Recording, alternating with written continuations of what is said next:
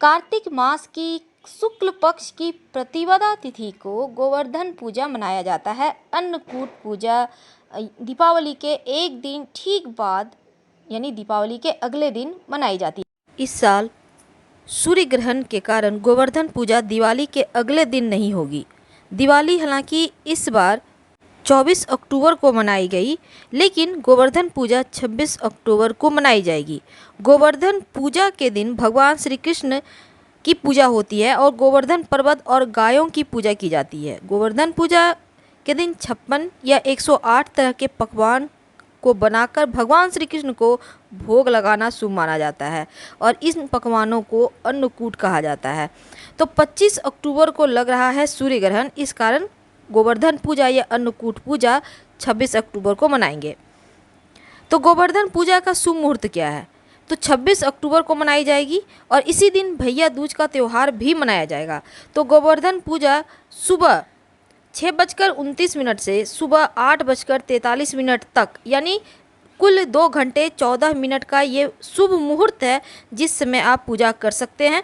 और प्रतिपदा तिथि जो आरंभ होगी वो 25 अक्टूबर 2022 को शाम 4:18 से प्रतिपदा तिथि समाप्त होगी 26 अक्टूबर 2022 को दोपहर 2:42 पर। तो इसलिए गोवर्धन पूजा मनाई जाएगी 26 अक्टूबर को। तो गोवर्धन पूजा करने के लिए सबसे पहले तो आप घर में अपने आंगन में आप गोबर से गोवर्धन का चित्र बनाएं। रोली, चावल, खीर, बतासे, जल, दूध, पान, केसर, फूल और दीपक जलाकर गोवर्धन भगवान की पूजा करें। कहा जाता है इस दिन विधि विधान से सच्चे दिल से गोवर्धन भगवान की पूजा करें तो पूरे साल भगवान श्री कृष्ण की कृपा बनी रहती है। मान्यता है कि ब्रजवासियों की रक्षा के लिए भगवान श्री कृष्ण ने अपनी दिव्य शक्ति से विशाल गोवर्धन पर्वत को छोटी उंगली में उठाकर हजारों जीव जंतुओं और इंसानी जिंदगियों को भगवान इंद्र के कोप से बचाया था और भगवान श्री कृष्ण ने इंद्र के घमंड को चूर चूर कर गोवर्धन पर्वत की पूजा की थी। इस दिन लोग अपने घरों में गाय के गोबर से गोवर्धन बनाते हैं। कुछ लोग गाय के गोबर से गोवर्धन और पर्वत बनाकर उसे पूजते हैं। गोवर्धन भगवान को जमीन पर बनाया जाता है, इस बात का ध्यान रखिएगा। इस दिन लोग अपने घरों में गाय के गोबर से गोवर्धन बनाते हैं। वैसे तो इस दिन गाय को खिलाने का भी विधान है, हम आपको आगे बताएंगे, वीडियो के अंत तक बने रहें। गोवर्धन पूजा कार्तिक मास की शुक्ल पक्ष की प्रतिपदा को मनाई जाती है और इस दिन का जो अन्नकूट क्या है, आप सोचेंगे अन्नकूट भला 56 भोग को कैसे? देखिए, यह अन्नकूट पर्व पर तरह तरह के पकवानों से भगवान की पूजा का विधान है। अन्नकूट का मतलब होता है अन्न का समूह और तरह तरह की मिठाइयों पकवानों से भगवान श्री कृष्ण को भोग लगाते हैं। मान्यता है कि भगवान श्री कृष्ण के अवतार के बाद द्वापर युग से अन्नकूट और गोवर्धन पूजा की शुरुआत हुई है।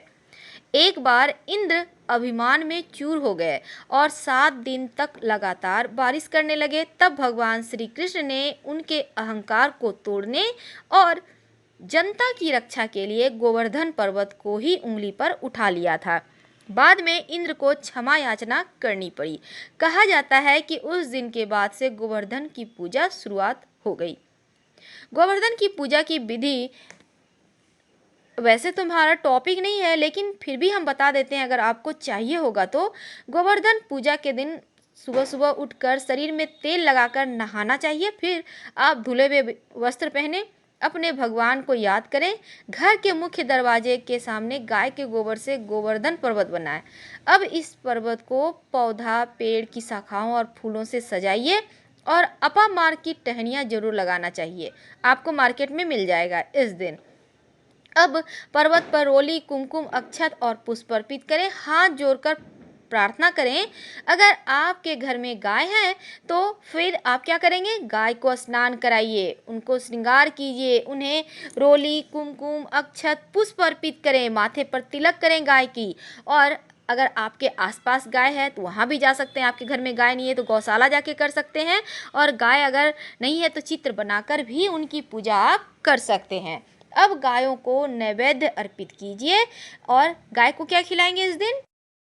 इस दिन आप मीठी चीज़ खिलाएंगे, जैसे आप लड्डू खिला सकते हैं, या फिर आपने जो भोग लगाए 56 प्रकार के व्यंजन बनाए हैं तो थोड़ा सा और साथ में गुड़ जरूर खिलाइएगा। गुड़ खिलाने से बहुत सारे ग्रह सुपरिणाम देने लगते हैं। और इसके बाद आप गोवर्धन पर्वत और गायों को भोग लगाकर फिर आरती भी कीजिएगा। जिन गायों को आपने पूजा किया है उनके उनसे जो गोबर होगा उससे गोवर्धन पर्वत का मर्दन कराएं, यानी कि अगले द्वारा अपने द्वारा जो भी ये जो आप पर्वत पर गाय को चलवाइए या फिर उस गोबर से घर आंगन लिपें और फिर 7 परिक्रमा कीजिएगा पूजा के बाद।